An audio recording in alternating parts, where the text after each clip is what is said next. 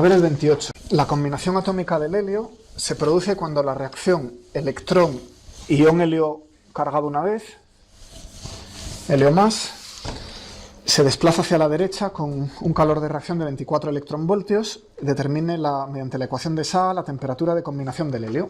¿Qué decía la ecuación de Saha aplicada a este caso?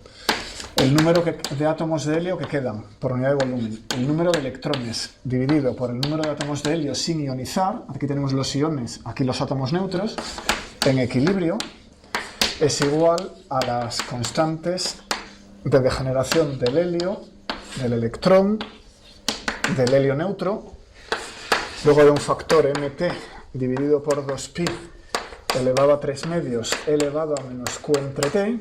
¿Y qué más tenemos? Ya está, es la ecuación de Saha. Aquí hay que colocar los 24 electronvoltios del enunciado, 24, algo, y queda por ver estas Gs que ponemos aquí. Y lo que hay que obtener que es la temperatura. ¿A qué temperatura ocurre 64,6? ¿A qué temperatura? ¿Dónde está la temperatura? Pues aparece dos veces. Una vez aquí y otra vez aquí. Esa es la incógnita. Vamos a ver las Gs en un momento. ¿Qué es la G del electrón? 2. Spin arriba, spin abajo. ¿Qué es la G del helio neutro? 1. El helio neutro es un átomo con simetría esférica, solo tiene un estado de spin 0, y no hay ningún sabor, no hay ningún número cuántico más. ¿Y qué más tenemos? El helio ionizado. El helio ionizado es como un átomo de helio al que le he quitado un electrón. Los números cuánticos son los del hueco.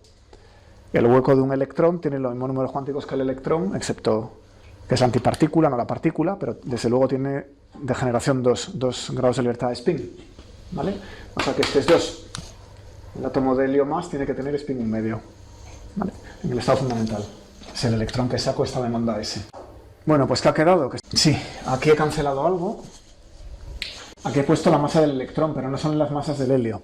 He tomado como iguales la masa del helio aquí abajo y la masa del helio más aquí arriba.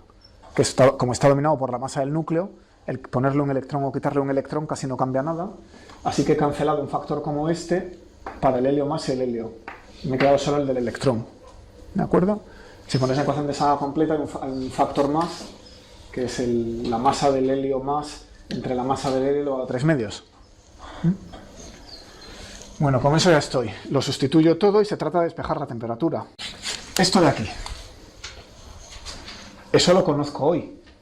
Lo puedo obtener del número de bariones. Claro, por ejemplo, cómo se reparte el helio, protones, neutrones y tal es más complicado. Pero el número de electrones es muy fácil. O sea que este número es fácil. Con lo cual voy a decir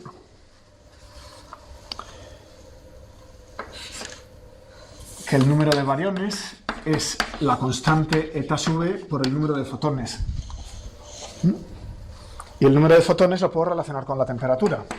Con lo cual esto es la constante eta sub e, que acordaos era 6 por 10 elevado a menos 10.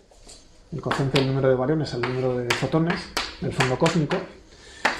Y el número de fotones me lo saco de la temperatura. 2, la z de Riemann evaluada en 3, dividido por pi cuadrado t cubo, si no me equivoco. Y entonces me lo llevo al otro lado y me queda aquí el cociente de helio ionizado a helio neutro. Este problema lo tienen también en las hojas del otro grupo. Es común a los dos grupos. Bueno, entonces ¿qué queda? N helio más entre N helio es igual a 1 entre el factor eta b, 2pi cuadrado entre la constante de Riemann de 3, masa del electrón entre 2pi t elevado a 3 medios elevado a menos q entre t. Y la temperatura, que es la incógnita, la tengo aquí y la tengo aquí. Al pasarme el número de electrones al número de fotones me ha salido un t cubo, con lo cual la temperatura que tenía en el numerador ha pasado al denominador. T elevado a 3 medios entre t cubo es t elevado a menos 3 medios. Y eso explica que esta t haya aparecido abajo. Entonces ahora, arbitrariedad, ¿qué considero como la combinación del helio?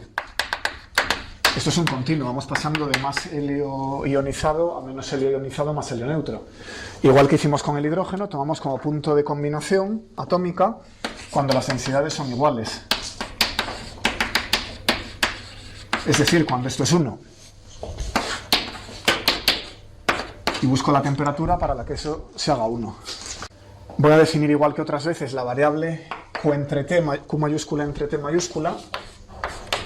La voy a definir como Q minúscula y le doy una vuelta a esta ecuación para que se lea menos 15,72 es igual a 3 medios del logaritmo decimal de Q menos 0,434 de Q. ¿Vale? Es una ecuación trascendente, no la puedo resolver directamente. Aquí está la T en una potencia, aquí está la T en un exponente. O sea que tengo que hacerlo numéricamente. Así que lo primero que hago es meter todas las constantes, que ya las conocemos, y llevarme esto, o sea, con logaritmo de la ecuación. Entonces el término que estaba exponenciado me queda lineal en Q entre T, y el término que estaba aquí me queda con un logaritmo. Lo he pasado a base 10, he sacado el logaritmo decimal, para luego poder sacar la temperatura con una potencia de 10, no tiene más. Y claro, os estaréis preguntando dónde está aquí la Q. O sea que hay que multiplicar y dividir por Q elevado a 3 medios para poder hacer esta manipulación y que quede aquí. Agrupo esta con esta, eso me da esa Q y me queda otra constante, otros 24 electronvoltios elevado a 3 medios que agrupo con las demás constantes. Esa es la cuenta. ¿Vale? Total, que lo dejo en esta forma y esto ahora es muy fácil darle 3 valores. Pongo aquí Q, pongo aquí el lado derecho, si le coloco 40, pruebo con Q igual a 40, pues el lado derecho sale menos 15, no del todo. Si pongo 41, sale menos 15,37, si no me he equivocado, me voy acercando, y si pongo 42, me paso un epsilon, es menos 15,79, ya estoy. Me olvido del último decimal y me quedo con Q igual a 42. ¿De acuerdo? Así que esto resolvería la ecuación. Y eso quiere decir que Q entre T viene a ser ese 42, con lo cual la temperatura, la Q la conozco, son 24,6 electronvoltios, pues la temperatura viene a ser 0,59. ¿Vale? O sea, 6.850 Kelvin. Bueno, ¿cómo se compara con la temperatura de combinación del hidrógeno? Recordemos que la del hidrógeno era de orden 0,3, creo que era 0,324 electronvoltios. Esta es mayor. O sea que el helio se combina antes que el hidrógeno. ¿Cómo puede ser? Es lógico, es que la energía de ligadura es mayor.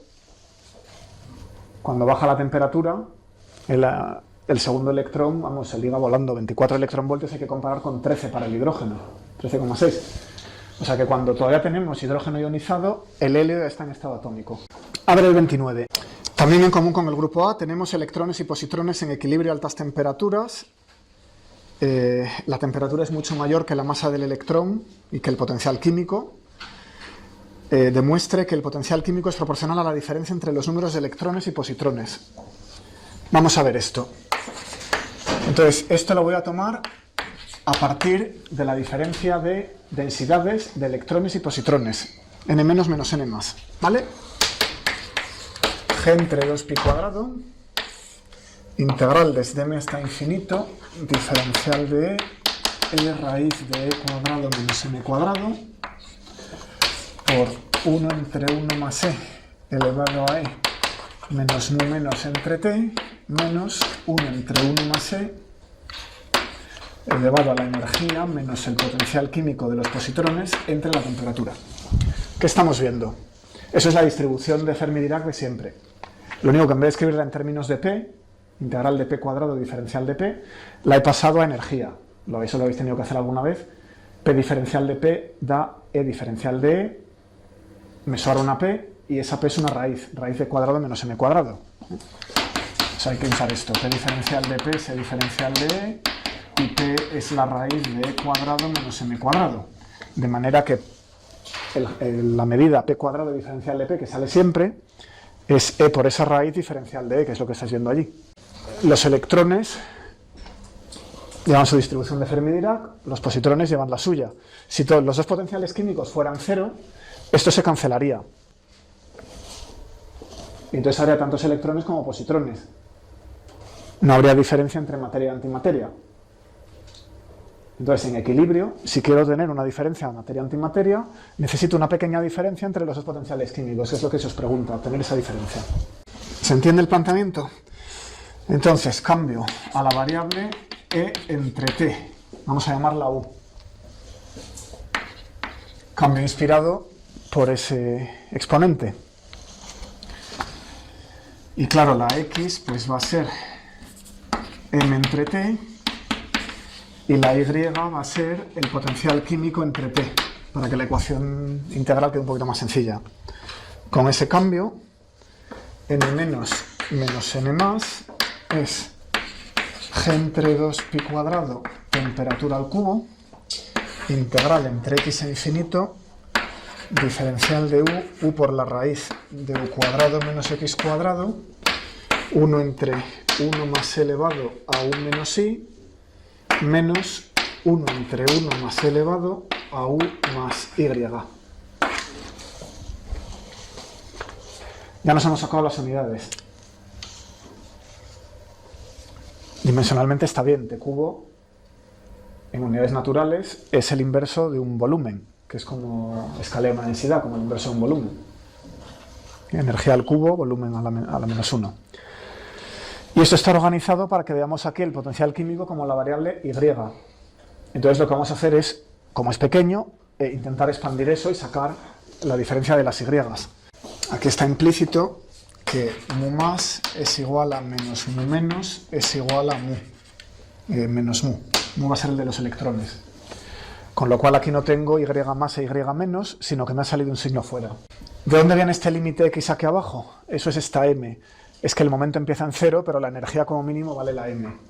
Es la raíz de P cuadrado más M cuadrado. Si P es 0 es M. Creo que ya lo he contado todo. Bueno, pues vamos a expandir ese integrando. Son dos denominadores, elevado a U menos Y y 1 más elevado a U más Y. Esto es una trivialidad. A primer orden en Y es 2Y elevado a U dividido por 1 más elevado a U al cuadrado. Serie de Taylor de primer orden en Y. Es una función racional y una exponencial. Esto lo expando como la serie geométrica, esto también. A continuación la exponencial la expando como 1 más algo. Los unos se cancelan por este signo y me queda el algo que es lineal en Y. Y sale aquello. ¿Vale? Lo sustituyo en la integral. Y esto es G entre 2pi cuadrado T cubo por 2Y por la integral de diferencial de U por U cuadrado elevado a U 1 más E elevado a U al cuadrado. Y aquí antes tenía una X y ahora me lo he llevado a 0. ¿Por qué?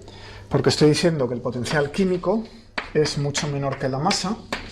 Eso quiere decir que Y es mucho menor que 1 y que la masa es mucho menor que la temperatura, lo cual, eso es una hipótesis del enunciado, que el potencial químico es muy pequeño y la masa es muy pequeña, la temperatura es muy alta, y como la masa es mucho menor que la temperatura, la X me la puedo llevar a 0.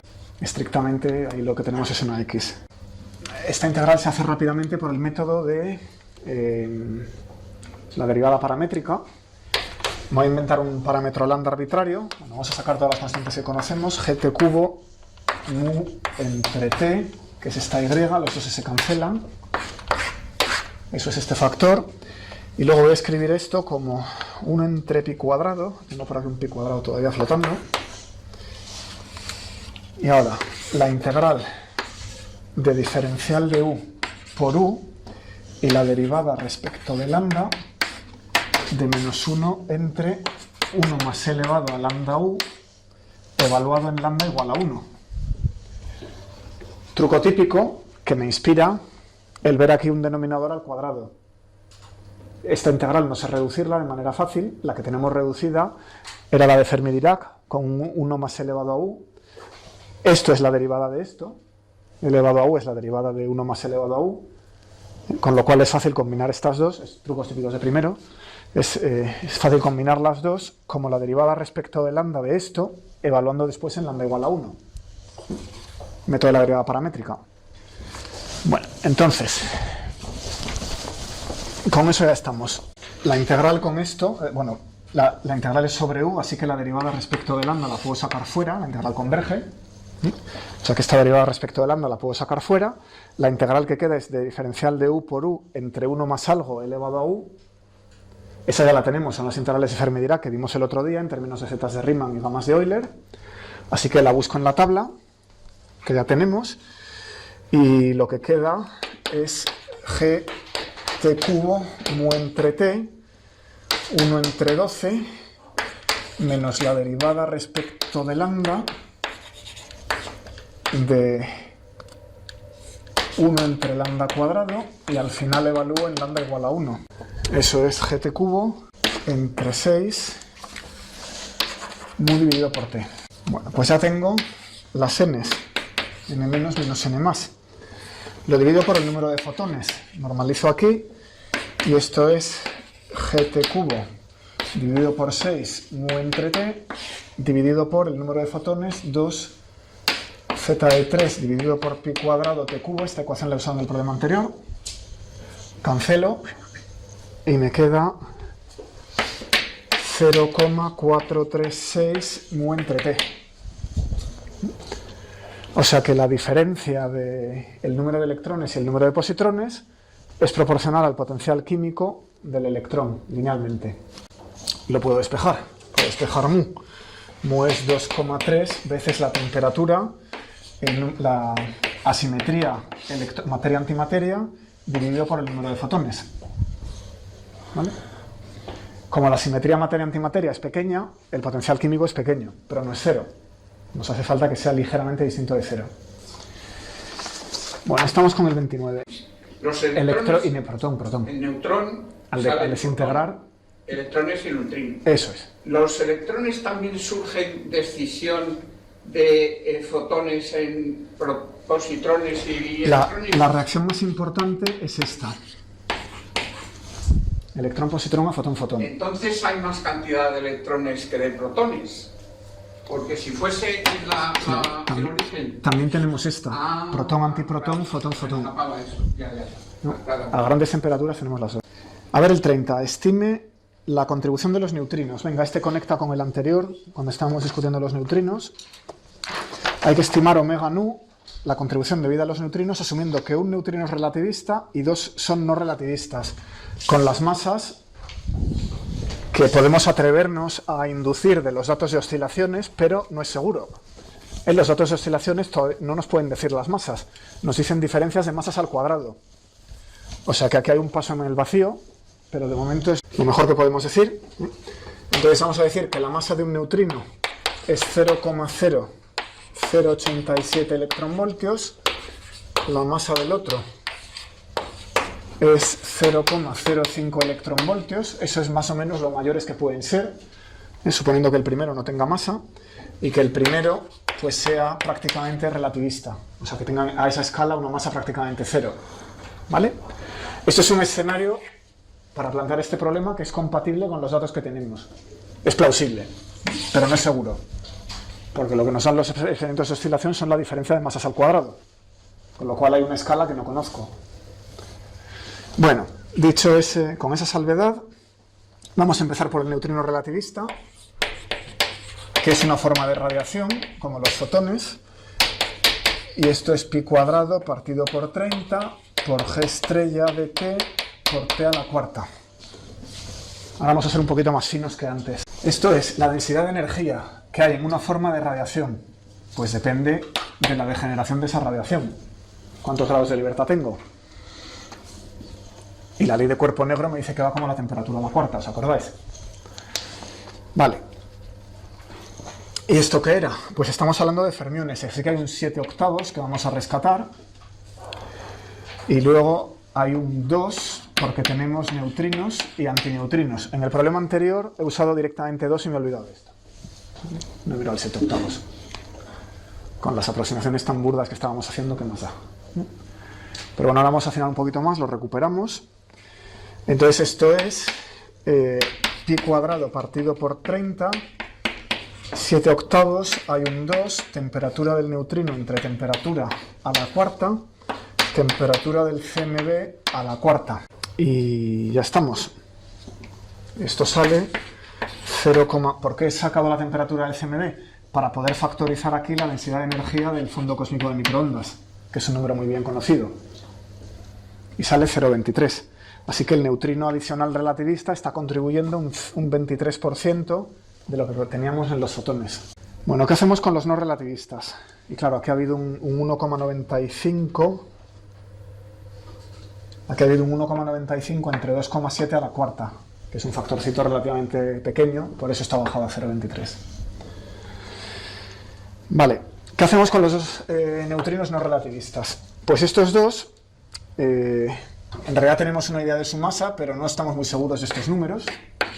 Si salen así, esa temperatura es bastante mayor que la del CMB, con lo cual son materia no relativista. A pesar de ser tan ligeros, como el CMB está tan frío, el fondo cósmico de microondas está a 2 Kelvin, 2,7 Kelvin, pues esto resulta que son no relativistas. Los fotones del fondo cósmico no los empujan muy deprisa.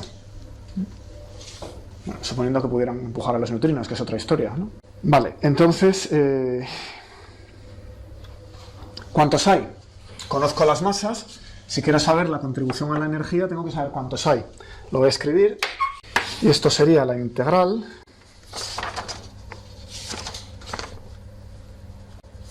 voy a empezar por los relativistas, a lo mejor. De 0 a infinito. Vamos a empezar por los relativistas. A ver. Sí, lo voy a hacer porque el cálculo es mucho más sencillo si calculo. Lo calculo para los relativistas, que es un cálculo más fácil porque no está la masa dando la lata. Cuando acabe me doy cuenta que el número de neutrinos se conserva desde el principio. Y entonces voy a pedir, ya es desde el Big Bang, es un gas que está desacoplado, nos llega hasta hoy. Entonces cuando acabe voy a pedir que el número de neutrinos de tipo 1 es igual al número de neutrinos de tipo 2, que es igual al número de neutrinos de tipo 3. Entonces para calcular estos dos, voy a calcular este, que es más fácil.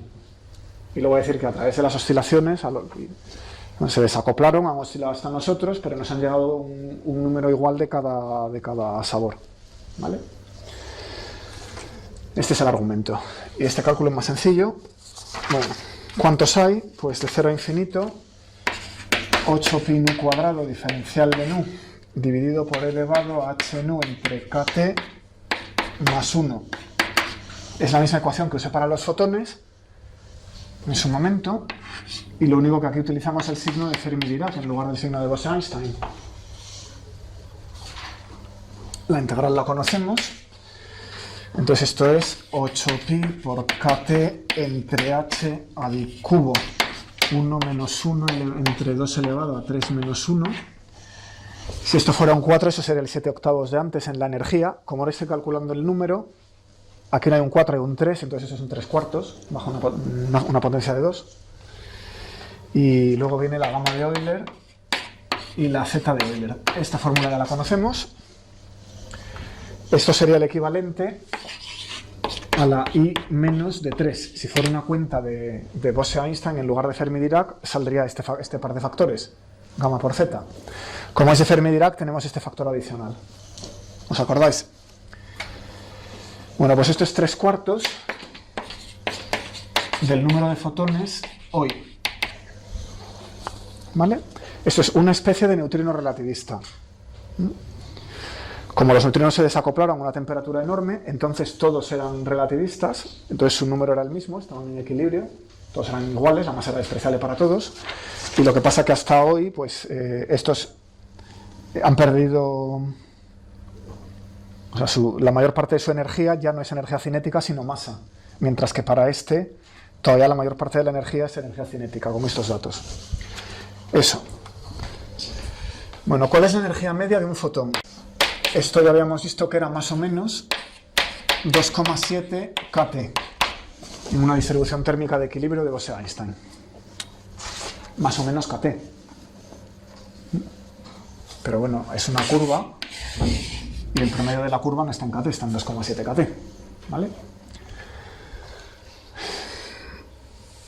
Lo puedo pasar a electronvoltios.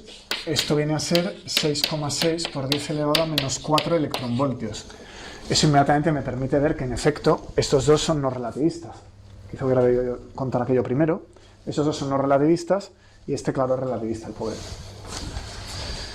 Bueno, entonces la densidad que tengo en los neutrinos es la densidad en los neutrinos de tipo 1 más los de tipo 2 más los de tipo 3.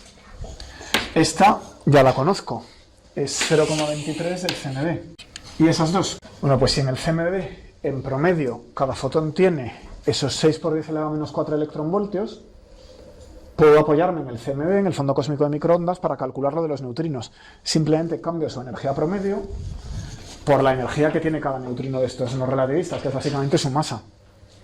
O sea que utiliza la misma fórmula, pero para calcular este, cambio E por M. En este caso M2.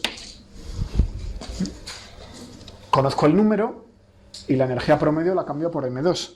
O sea que en realidad esto va a ser 0,0087 electronvoltios entre 6,6 por 10 elevado a menos 4 electronvoltios. Estoy cambiando. Cojo la densidad de energía del CMB, la divido por la energía promedio de cada fotón y la multiplico por la energía promedio de cada neutrino, que es su masa. Y luego hay un 3/4 de la densidad del CMB. Y eso es la ρ2. ¿Vale? Eso me apoyo en el fondo cósmico de microondas y cambio energía promedio de fotón por energía promedio de neutrino. Es una manera barata de evitar una cuenta muy larga, ¿no? Bueno, y el tercero lo hago igual.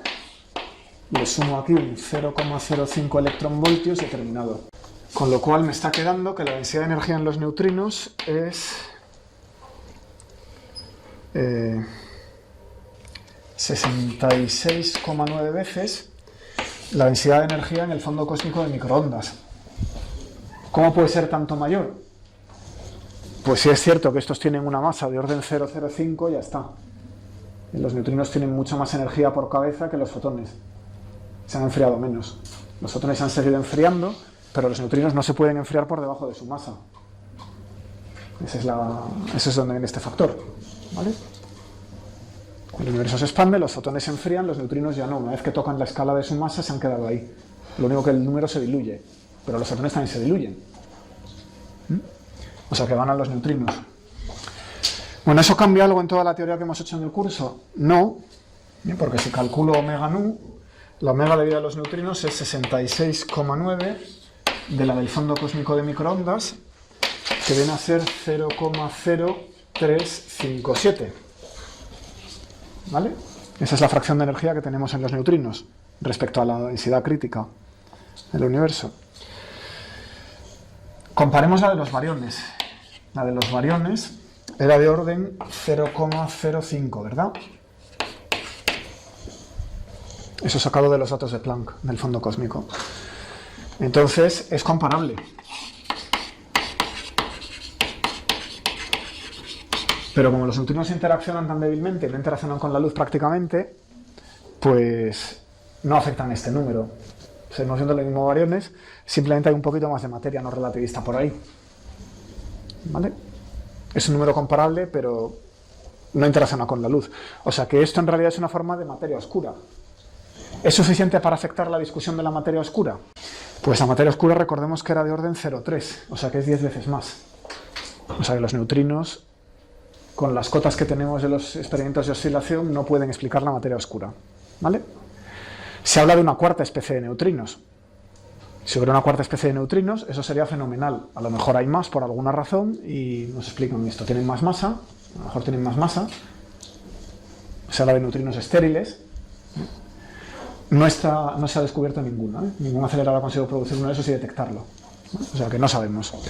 Esto es apreciable, pero no lo puedo explicar. Es un factor 10 más pequeño de lo que hace falta. ¿Vale? Y es posible que estas masas sean incluso un poco menores.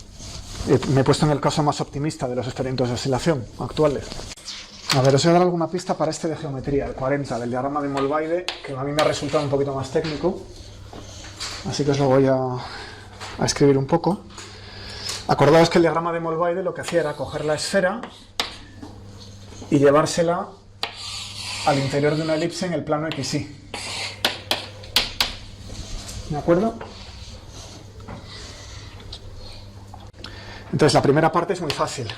Si tomamos psi igual a constante, por cierto, debería recordaros que psi era la latitud, era pi medios menos θ, y que lambda era la longitud,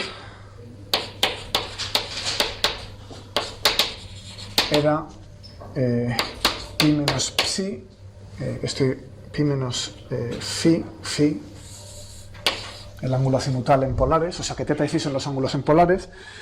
Y luego teníamos tres ecuaciones, x igual a 2 raíz de 2 partido por pi, lambda coseno de beta. La segunda ecuación pues va a ser y igual raíz de 2 seno de beta. Y la tercera ecuación, 2 beta más seno de 2 beta igual pi seno de psi. Bueno, entonces, psi igual a constante son líneas de latitud constante, o sea que sobre la esfera son paralelos. ¿A dónde van a parar? Bajo esta transformación que los lleva al plano XY. Bueno, si psi es constante, beta es constante. Esta ecuación es una función beta de psi. No de manera trascendente, pero define una función beta de psi. Bien, entonces beta es constante, con lo cual y es constante. X no, porque x depende de lambda. O sea que la x va a ir variando. Pero la y, como solo depende de beta, si beta es constante, si es constante, pues la y también. O sea que estas líneas van a parar, los paralelos, a ver esta elipse, tienen que ir a parar a líneas horizontales. ¿Vale? O sea que los paralelos en el diagrama de Mollweide son líneas horizontales en el plano XY. ¿De acuerdo?